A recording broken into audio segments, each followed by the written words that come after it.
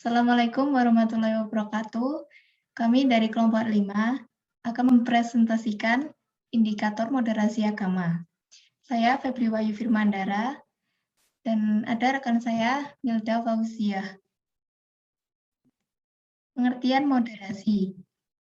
Kata moderasi berasal dari bahasa Latin moderatio, yang berarti kesedangan, tidak kelebihan, dan tidak kekurangan. Kata itu juga berarti penguasaan diri dari sikap sangat berlebihan dan kekurangan. Sedangkan dalam bahasa Arab, moderasi dikenal dengan kata wasat atau wasatiyah, yang memiliki padanan makna dengan kata tawasud, tengah-tengah, itidal, adil, dan tawazun, berimbang. Orang yang menerapkan prinsip wasatiyah bisa disebut wasyid. Dalam bahasa Arab pula, kata wasatiyah diartikan sebagai pilihan terbaik. Secara umum, moderasi dapat diartikan sebagai jalan tengah, tidak berpihak kepada siapapun atau pendapat manapun, bersikap adil kepada semua pihak yang terlibat dalam diskusi.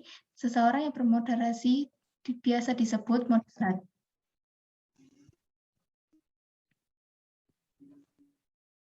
Apa itu moderasi beragama? Dengan moderasi beragama, seseorang tidak ekstrim dan tidak berlebihan dalam menjalankan ajaran agamanya.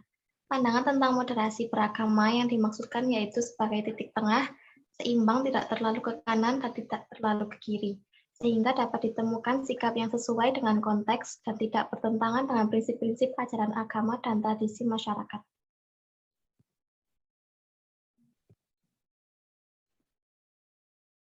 Contoh beragama yang berlebihan. Contoh yang paling sering kita jumpai adalah ketika seorang pemeluk agama mengkafirkan saudaranya sesama pemeluk agama yang sama hanya gara-gara berbeda dalam pemahaman keagamaan.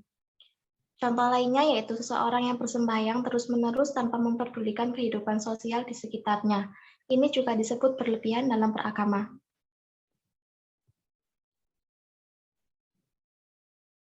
Seseorang juga bisa disebut berlebihan dalam beragama ketika ia sengaja merendahkan agama orang lain, atau gemar menghina figur atau simbol suci agama tertentu.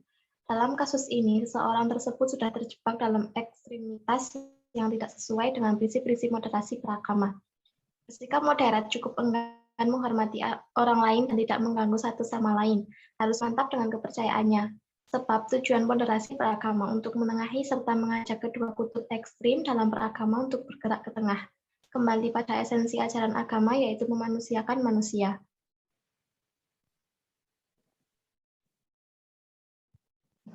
Indikator-indikator moderasi beragama ada 4 poin. Yang pertama, adanya keterbukaan. Keterbukaan di sini artinya masih mau menerima kritik ataupun masukan-masukan dari orang lain.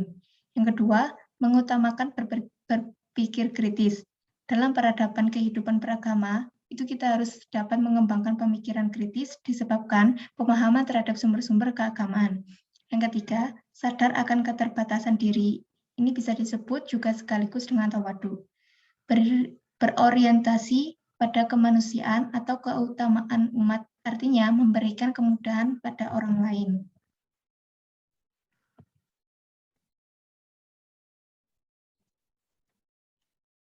Moderasi beragama di era disrupsi digital.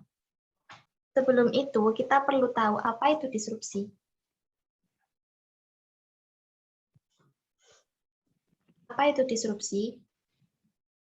Dalam Kamus Besar Bahasa Indonesia atau KBBI, kata disrupsi didefinisikan sebagai hal tercerabut dari akarnya. Biasanya, disrupsi dikaitkan dengan pesatnya perkembangan teknologi komunikasi dan informasi yang kini memasuki revolusi industri digital 4.0.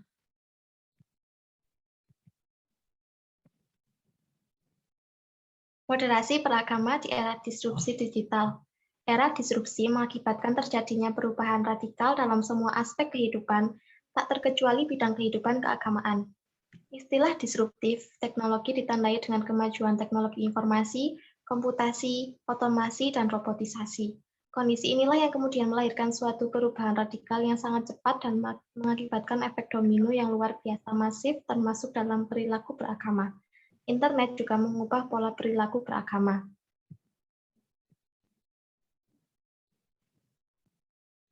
Sebagai contoh, konten di media sosial yang kini lebih mudah diakses dan disajikan dalam bentuk yang menarik, namun informasi benar dan salah kian campur aduk dan tak terkendali. Ini berdampak serius ketika menyangkut konten agama, apalagi hal ini juga didukung oleh perubahan sikap masyarakat yang serba instan. Budaya instan dan praktis yang tercipta dari revolusi digital ini membuat masyarakat cenderung lebih menyukai berita melalui sosial media dibanding media massa. Lalu, upaya apa yang harus dilakukan agar moderasi beragama ini dapat diterapkan di kehidupan sekarang? Agar tidak terjerumus pada hal yang buruk, perlu pembentukan otoritas-otoritas keagamaan dalam kelompok milenial. Kita perlu mengambil langkah-langkah konkret untuk memimpin gerakan literasi keagamaan, religius literasi, di kalangan milenial agar mereka melek agama yang semuanya bertujuan dalam rangka penguatan keberagamaan yang moderat.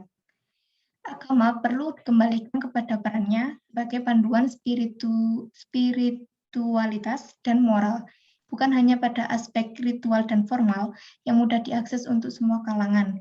Jika tidak direspon, era disrupsi akan mengakibatkan efek domino merusak tatanan kehidupan keagamaan. Sekian, terima kasih. Wassalamualaikum warahmatullahi wabarakatuh.